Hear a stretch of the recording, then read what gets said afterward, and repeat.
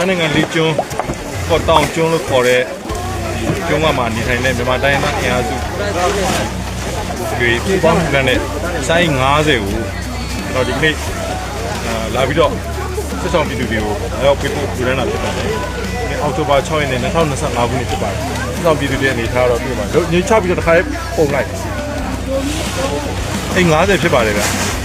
ဒီမှာတော့ဒီစစ်ဆောင်ဒီအတွက်ကထောင်ချီရောက်ရှိနေပါတယ်ဒီရွက်ထောင်ချီရောက်ရှိတော့မိသားစုထောင်ချီပြောတာနော်ရောက်ရှိနေပါတယ်ရောက်ရှိတော့ကျွန်တော်တို့ဒီလုံခြုံတဲ့စီမံတွေကိုသက်ဆိုင်ရာ IT နဲ့ဒီပူပေါင်းအုပ်ချုပ်ရေးအဖွဲ့တွေကစနစ်တကျနေရာချထားပေးပြီးတော့သမဝန်းကျောင်းတွေရောလက်ရှိသူတို့ရဲ့ survival ပေါ့လက်ရှင်သန်မှုအတွက်ကိုလိုအပ်တဲ့ဟာတွေကိုလူရှင်ဖွဲ့စည်းတည်ရနေခုလောက်ပေးလူနေရကျွန်တော်လည်းတွေ့ရပါတယ်သူတို့လို့ရှိရင်တောင်ရှိတွေဟိုဘက်မှာလူနေတဲ့ခေါ်ဆက်6တွေပဲတွေလည်းတွေ့ရတယ်ကျွန်တော်တို့ကိုသိန်းတန်းဥဆောင်တဲ့ကော့တောင်လေကျွန်းကလူရှင်များပေါင်းစုတူတဲ့ဆိုင်း90ရာကိုလည်းပဲ66ပြည်သူတွေကျွန်တော်တို့ပြီးနေတာဖြစ်ပါတယ်